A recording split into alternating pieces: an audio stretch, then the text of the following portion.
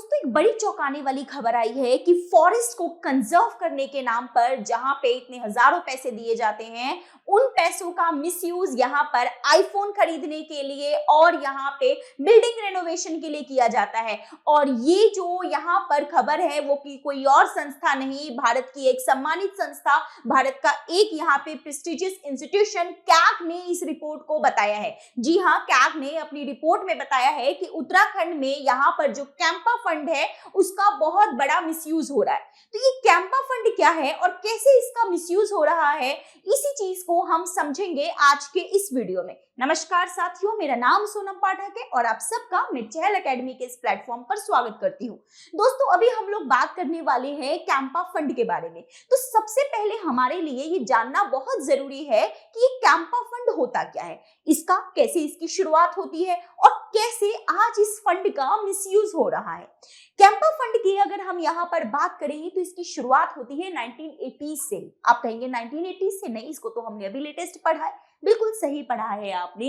1980s में actually forest related act आता है और उस एक्ट में पहली बार ये बात की जाती है कि जितना भी हमारा फॉरेस्ट लैंड है, अगर हम उसको कट कर रहे हैं, फॉरेस्ट को अगर डिफॉरेस्ट लैंड में कन्वर्ट किया जा रहा है, तो इसके बदले में उसे कंपनसेट करने के लिए एक अल्टरनेट फंड बनाया जाएगा। लेकिन यहाँ पर 2000 तक उसमें कोई हमें प्रोग्रेस होता हुआ नहीं दिखता है। ऐसे में यहाँ पर सुप्रीम कोर्ट द्वारा जो है वो यहाँ पर सेंट्रल और स्टेट को कहा जाता है कि भाई ये फंड बनाओ और इसका सही यूटिलाइजेशन करो, सो दैट हम अपने एनवायरमेंट को एक तरीके से यहाँ पर वहां पर ग्रीनरी बढ़ा सके। और ये जो फंड जिसके बारे में स्टार्टिंग में बताया गया है, इस तरीके का कोई एक मैकेनिज्म स्टैब्लिश हो सके, सो दैट यहाँ पर जो राज्य है उस फंड का यूटिलाइजेशन करके जो डिफॉरेस्टेशन हो रहा है, जो यहाँ पर फॉरेस्ट लैंड कम होते जा रहे हैं, उसको हम किसी फॉर्म में हम यहाँ पर कंपनसेट कर सके। इसी के रेफरेंस में यहाँ पर 2004 में एक बैंक बनाया जाता है, बट वो भी यहाँ पर कुछ विशेष, उसमें कोई भी यहाँ पर प्रोग्रेस हमें देखने को नहीं मिलती है।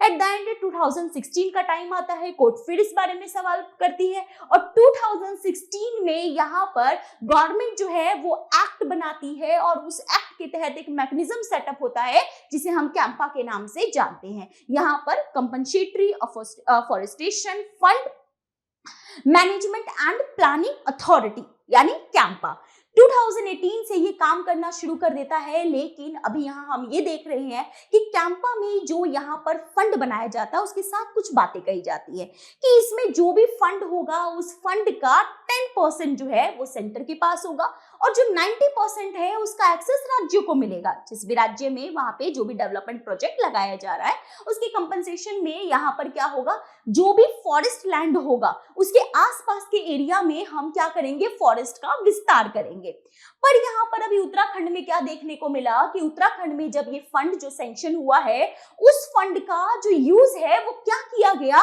आईफोन खरीदने में। उस फंड का जो यूज है वो लैपटॉप खरीदने में, बिल्डिंग रेनोवेशन में, इन सारी चीजों पे यहाँ पे ये जो फंड है इसको एक्सपेंड किया जा रहा है, जो कहीं ना कहीं इस फंड के मिसयूज को बता रहा है। यहाँ पर कैग ने अपनी रिपोर्ट में 2019 से 22 के बीच में ये पूरा डाटा कलेक्ट करते हुए यहाँ पे कुछ इनपुट्स दिए हैं जिसको हम एक एक करके देखेंगे। यहाँ पे बताया जा रहा है कि लगभग 13.86 करोड़, जी हाँ 13.86 करोड़ जो है वो यहाँ पर इस तरीके से जो है वो ओवरऑल क्या है, मिसयूज हुए हैं। इनकी यहाँ पर अगर हम बात करें तो इनका कहीं ना कहीं यूज होना था किस चीज के लिए, यहाँ पर फॉरेस्ट को लगाने में, लेकिन ये अब किस में हो रहे हैं, आईफोन खरीदने में। यहाँ पर अगर हम बात करें तो कैंपा फंड की जो यहाँ पर जो इवन जो लैंड है, कहा गया था इस एक्ट में कि जो भी यहाँ पर फॉरेस्टेशन होगा वो ऐसी लैंड पे होगा जो फॉरेस्ट के नियर बाय जोन में हो, सो दैट वहां पर फॉरेस्ट को हम ग्रो कर सके।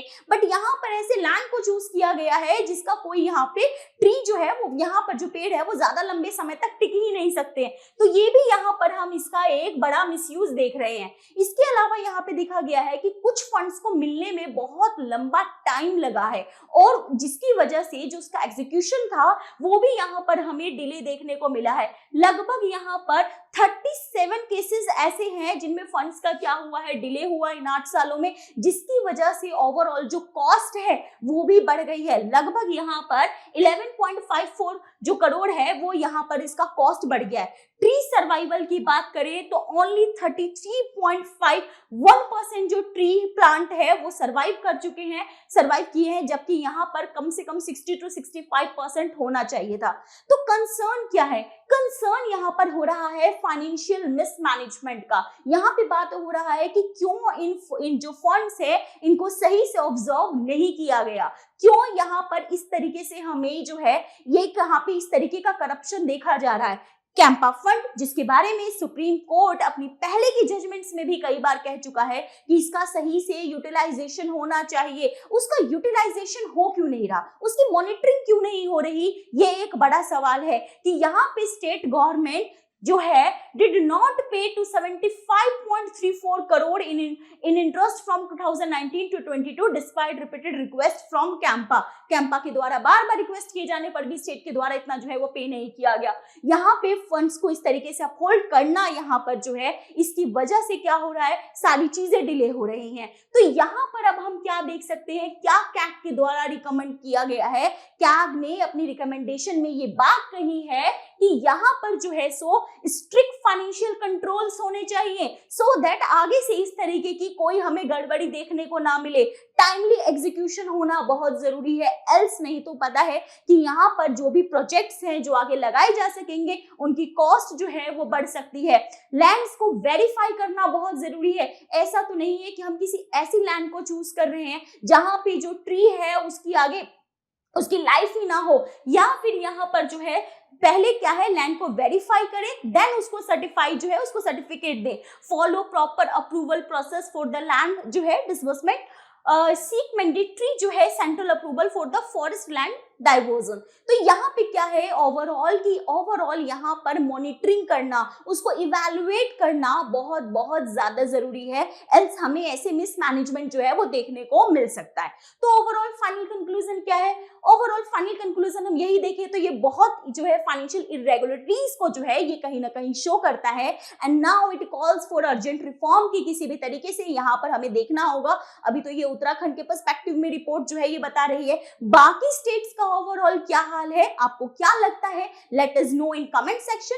बट उससे पहले आप जाते जाते इस क्वेश्चन को एक बार अटेम्प्ट करें। क्वेश्चन कह रहा है consider the following statement regarding the CAG report, कि इसका क्या है, तो यहाँ पर है as per CAMPA guideline afforestation should be conducted within the 3 years of receiving fund. The second one, the CAG report highlighted that in multiple cases afforestation was carried out more than 8 years after the final clearance. Third one, the report found that afforestation fund were used for purchasing iPhone and laptop instead of plantation activities. तो इनमें से कौन कौन सा correct है? 1 and 2, 2 and 3, 1, 3, 1, 2, 3। तो क्या आपको लगता है कि बाकी स्टेट का क्या हाल है, क्या उनकी स्ट्रिक्ट मॉनिटरिंग होनी चाहिए, और कैसे हम इस फंड की जो फाइनेंशियल इरेगुलरिटीज हैं उनको हम ठीक कर सकते हैं? Just give your views in comment section. फिलहाल इस वीडियो में इतना ही है। Thank you very much. जय हिंद।